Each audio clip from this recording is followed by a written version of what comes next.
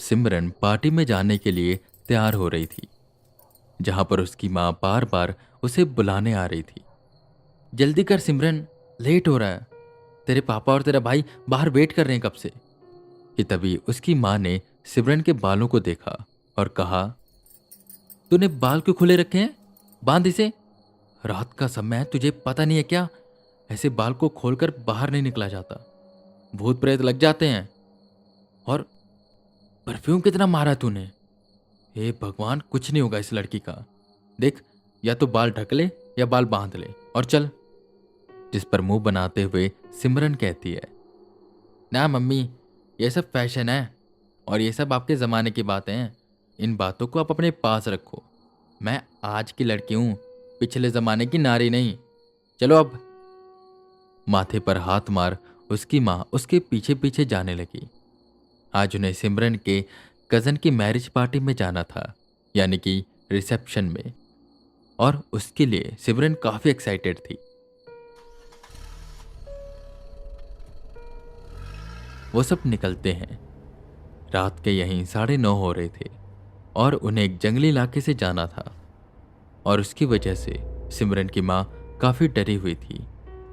Car में वो आगे वाली सीट पर बैठी, जहाँ सिमरन के पापा कार ड्राइव कर रहे थे, और सिमरन और उसका बड़ा भाई अविनाश पिछली सीट पर बैठे हुए थे।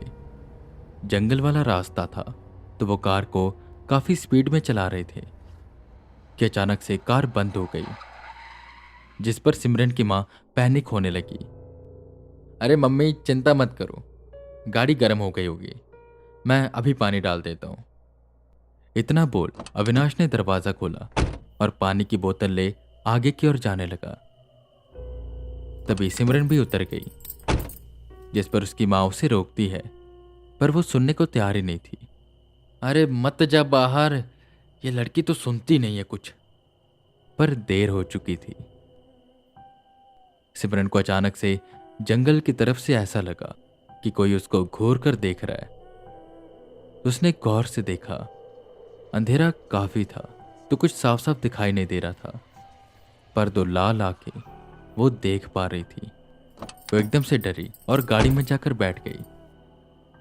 पापा, गाड़ी स्टार्ट करो, अविनाश बोला।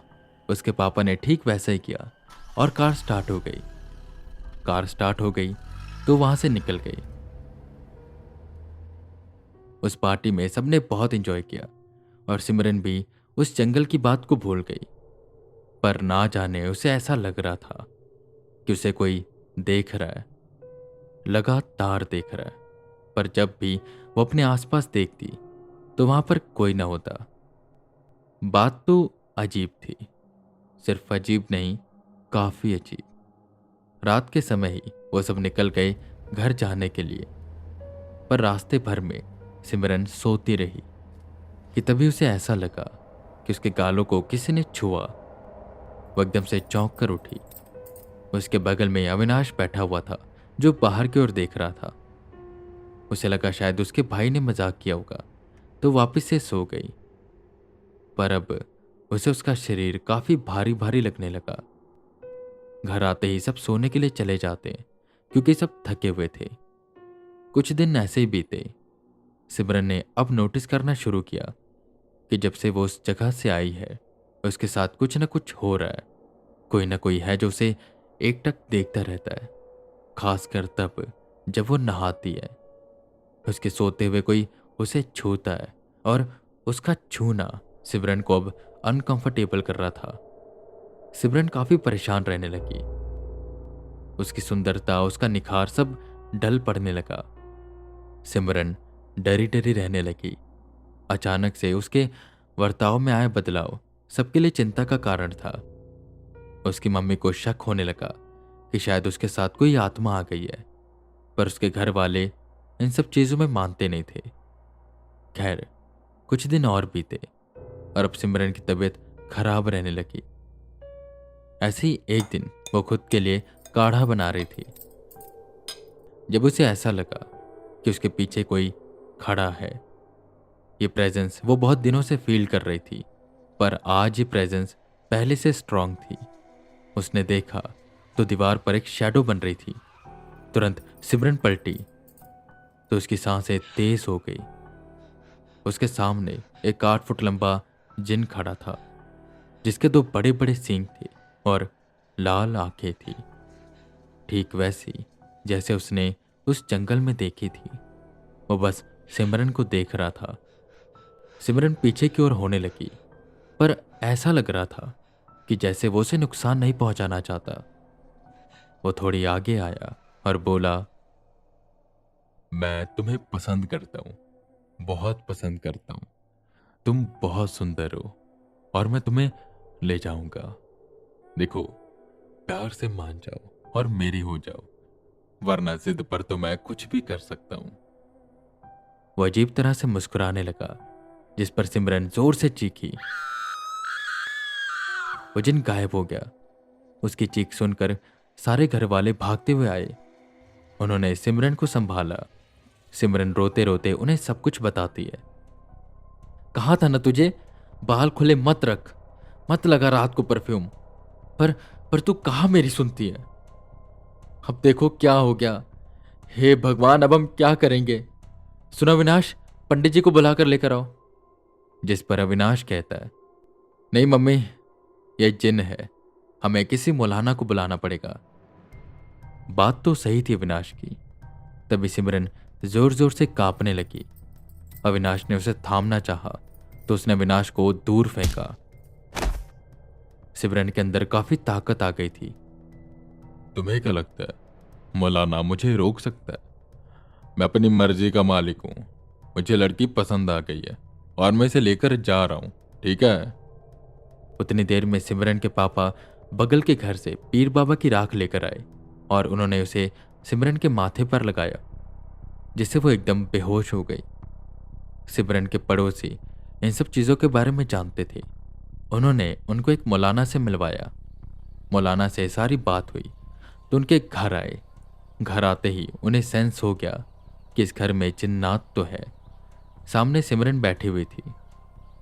बाबा जी, यही है वो, इसके अंदर। अभी सिमरन के पापा इतना बोलकर हटे थे कि एकदम से मौलाना ने उन्हें शांत रहने को कहा और कुछ बदबदाने लगे। वो आयतें पढ़ रहे थे, जिससे सिमरन एकदम से फिर से वैसे ही कांपने लगी। एक काम करिए, 4 लोहे की कील लेकर आइए।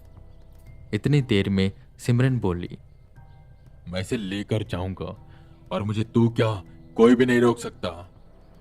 जिस पर वो मौलाना तेजी से आयतें पढ़ने लगे। तब तक अविनाश 4 कील लेकर आया। सिमरन जैसे ही काबू से बाहर हुई, सिमरन को बांधा गया।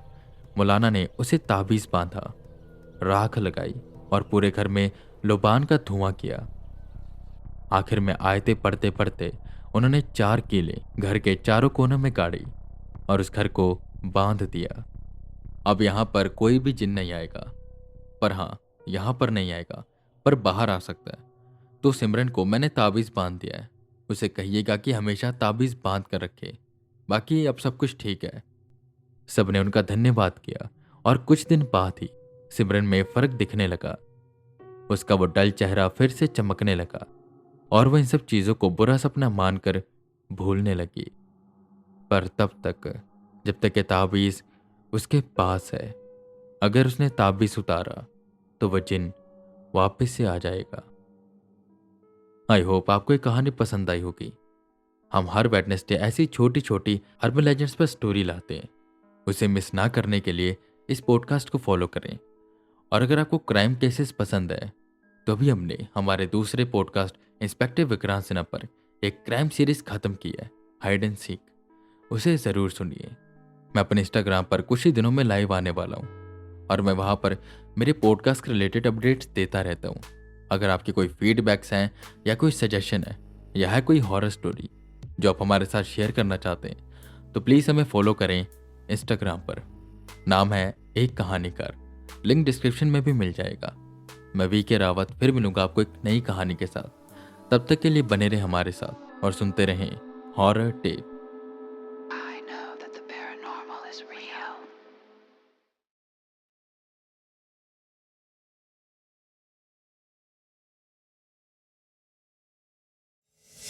आप सुन रहे हैं खूनी किस्सा शैलेश के साथ।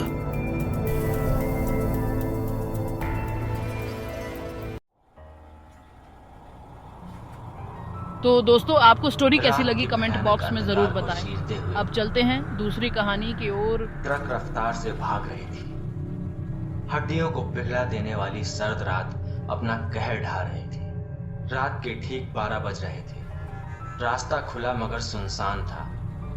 ट्रक की हेडलाइट सड़क के काले घने अंधेरे को पूरी तरह दूर करने की नाकाम कोशिश करती आगे बढ़ रही थी। आधी रात के बाद ही अब्बास को गाड़ी ड्राइव करने का मजा आता था। ज्यादातर इस वक्त सड़क बिल्कुल सुनसान मिलती, जिसके कारण उसे अपनी मर्जी के मुताबिक गाड़ी भगाने का मौका मिल जाता। ऐसे वीरान रास्ते पर उसे रोज का आना जाना लगा रहता था। आधी रात के बाद लूटपाट की वारदातें आम बात थीं। हालांकि अब्बास किसी से डरता नहीं था। रोज की तरह आज भी उसी रफ्तार से वह आगे बढ़ रहा था। रास्ता काफी डरावना होने के बावजूद वह बेफिक्र होकर तेजी से ड्राइव कर रहा था। ठीक उसकी बगल में अब्बास का बेटा ठंड से बचने कंबल ओढ़कर सोया था। गुजरात की बॉर्डर पार करके गाड़ी राजस्थान में दाखिल हो रही थी। अंबाजी होकर आबू की ओर आगे बढ़ने वाला रास्ता टेढ़ी मेढ़ी पहाड़ियों से गुजरता था। राजस्थान में एंटर होते ही बॉर्डर पर आने वाले छोटे से शहर को क्रॉस करते उससे पहले ही एक हादसा हो गया। घने जंगल में पहाड़ी की ढलान पर एक जबरदस्त धमाके के साथ गाड़ी का टायर फट गया। ब्रेक लगाकर अब्बास ने गाड़ी को कंट्रोल कर लिया। टायरों की चीख के बाद गाड़ी रुक गई। रात के अंधेरों में वृक्ष के डरावने चेहरे किसी राक्षसी कंकाल की भांति लग रहे थे। निशाचर जीवों की आवाजें उसे बिल्कुल भी ठीक नहीं लगी थी। कहीं दूर घनी झाड़ियों में उल्लू भयानक आवाजों से डरा रहा था। अचानक लगी ब्रेक के कारण अब्बास के लड़के की गहरी नींद उड़ गई। कायरू अब्बाजान, उस्मान ने मारवाड़ी लहजे में चिंता जताई। उसकी आवाज में कपकपी थी। गाड़ी पंचर हो गई रही और की कोनी रही हूँ, तू उठ गई हो तो टायर बदलने में हमारी मदद कर ले। एनी घबराने की बात कोनी, हमारी गाड़ी तैयार रजाइला। अब्बास ने अपने बेटे का हौसला बढ़ाया। जी अब्बाजान, कहकर उस्मान आसपास के जंगलों में नजरें घुमाता हुआ पिता की हेल्प करने लगा। किसी डरावनी कहानी से ये माहौल कम नजर नहीं आ रहा था। जगह किसी भूतिया टीले की तरह दिख रही थी। हैरानी की बात यह थी कि उनकी ट्रक के अलावा कोई भी वाहन उस सड़क पर दूर दूर तक दिखाई नहीं दे रहा था। काफी डरावना हॉरर सीन था। अब्बास गाड़ी को जैक लगाकर फटाफट नट बोल्ट खोले और टायर बदला। किसी अनजाने खौफ के चलते दोनों ने गाड़ी पर बैठकर अपनी जगह ले ली। अब्बास को डर इसी बात का था कि इस वीरान जगह पर कोई जंगली जानवर हमला न कर दे, मगर अल्लाह के करम से ऐसा कुछ नहीं हुआ। गाड़ी स्टार्ट करके दोनों आगे बढ़े। सर्द हवाएं अभी दे पेड़ पौधों से सरसराहट भर गई थी। ढलान उतरकर गाड़ी जब सीधे रास्ते पर आई तो सामने का नज़ारा देखकर कपास की आंखें खुली की खुली रह गई। वह कोई छोटे से कस्बे का स्टॉप था और बस स्टॉप पर लंबा घूंघट ताने कोई स्त्री खड़ी थी। हॉरर मूवी का सीन का नज़ारा देख अब्बास बुरी तरह सहम गया। अब्बा जान, कोई लुगाई खड़ी लागे है। हाँ पुत्र, वे होई कोई दुखियारी। अब्बास ने गाड़ी को ब्रेक लगाई। घूंघट ओढ़ के वह स्त्री अपनी चूड़ियों की खनक बिखरती हुई रोड के बीचों बीच आकर रुक गई। अब्बास को गाड़ी रोकनी पड़ी। उस अजनबी स्त्री का चेहरा देखने की अब्बास की कोशिश बिल्कुल नाकाम रही। मुझे अगले स्टेशन तक ले जाइए प्लीज, अंधेरा बहुत हो गया है और दूसरी कोई गाड़ी भी नहीं है, गिड़गिड़ाते हुए उसने कहा। अब्बास को उस पर रहम आ गया, जिस स्त्री को आधी रात में घर से बाहर निकलना पड़ा और जरूर कोई बड़ी मुसीबत में हो सकती है। ऐसा सोचकर अब्बास अपने बेटे उस्मान से मुखातिब हुआ। उस्मान, बैंड जी ने बोल दे पीछे बैठ जावे, अगले स्टेशन पे उतार देवा। उस्मान ने स्त्री से बात करने खिड़की से बाहर से निकाला, मगर वह रहस्यमयी स्त्री न जाने कहाँ गायब हो गई। अब्बा जान, वह लुगाई तो कटे दिखे को नहीं। उस्मान परेशान होकर बोल उठा। खिड़की खोल ले, पीछे देख ले एक बार। अब्बास की बात मानकर उसने पीछे का नज़ारा देखने ड्राइवर सीट के पीछे सेंटर में लगी खिड़की को खोल दिया। उस्मान की आंखें हैरत से फटी की फटी रह गई। वो तो पीछे बैठी है। अब्बा जान, उसने बात भले ही अब्बा जान से कही थी, लेकिन जैसे वह खुद को भी यकीन दिला रहा था। राहत की सांस लेते हुए अब्बास ने गाड़ी की गति तेज कर दी, जबकि उस्मान की अब नींद उड़ चुकी थी। वह अजनबी स्त्री किसी छलावे की तरह गाड़ी में चढ़ बैठी और हमें भनक तक न लगी। लगातार 2 घंटे तक गाड़ी भगाने के बाद अब्बास के जहन में वो बात आई कि उस लुगाई को जहां उतरना था वो स्टॉप तो पीछे चला गया है। उसके पैर ब्रेक पर दब गए। अरे उस्मान, उस लुगाई ने उतारनी थी। वे बात हमारे दिमाग से ही निकल गई। देख देख, वो पीछे सो तो नहीं गई। उस्मान ने फिर से खिड़की खोलकर पीछे देखा। उसकी आंखों को दूसरी बार झटका लगा। वो हड़बड़ाकर बोल उठा, अब्बा जान, वो लुगाई तो गाड़ी में नहीं है। अब्बास ने उस्मान को ऐसे देखा जैसे उसने कोई बचकानी बात कर दी हो। ठीक से देखता, कोने में बैठी होगी छुपकर। ठीक से देखा मैंने, वो गाड़ी में नहीं है। फिर तो लागे है जब गाड़ी धीमी पड़ी वे ला तब वो उतर ही लागे। उस अनजान औरत का डरावना चेहरा अभी भी अब्बास की आंखों से दूर नहीं हो रहा था। उसका तर्क जैसे उसके ही गले में अटक गया।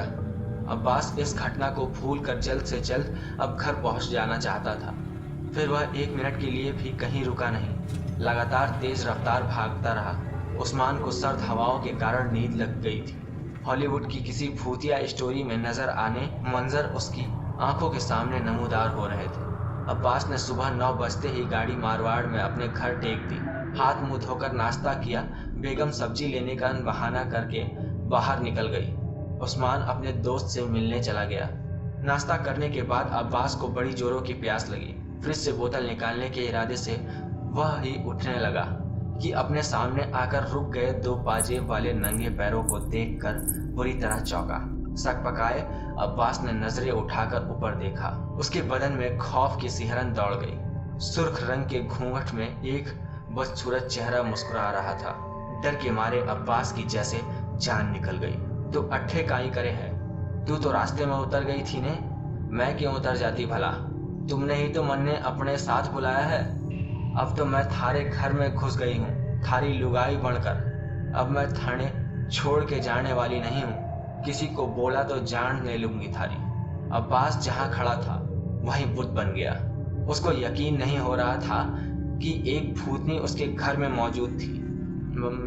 मगर मेरे घर में लुगाई है। डरते डरते इतना ही कह पाया। दूसरी बार बोला तो थारी हलक से जमान खींच लूंगी। घूंघट वाली औरत ने अब्बास का गला पकड़ते हुए कहा, तन्ने छोड़कर मैं कहीं नहीं जाने वाली। पर छोरी थन्ने, मैं रखूला कहाँ? मैं बताती हूँ थन्ने। थारा पैर री जान में चीरा कर ले फटाफट। मेरे सिर के बाल काट कर थारी जान में सी ले। मैं वहीं रहूंगी। ना चाहते हुए भी अब्बास को उसका हुक्म मानना पड़ा। उसकी जिंदगी प्रेत बाधित हो चुकी थी। कराहते हुए अब्बास ने अपनी जान में चीरा दिया और उस चुड़ैल के बाल काट कर चमड़ी के अंदर सी लिए। उसके बाद वो बदसूरत चेहरे वाली चुड़ैल अब्बास के साथ उम्र भर उसकी घरवाली बनकर रह गई। अब्बास की असली पत्नी को डरा कर चुड़ैल ने कभी उसे अब्बास के करीब नहीं आने दिया। अब्बास दिन ब दिन दुबला होता गया और एक दिन अचानक ही सबने उसे अपने कमरे में मरा हुआ पाया। और अगर आपके पास भी ऐसी कोई स्टोरी है तो आप हमें इंस्टाग्राम पर भेज सकते हैं। ये एपिसोड आपको कैसा लगा वो हमें कमेंट करके ज़रूर बताना। मिलते हैं बहुत जल्द एक नए एपिसोड के साथ। Bye, take care and see you soon.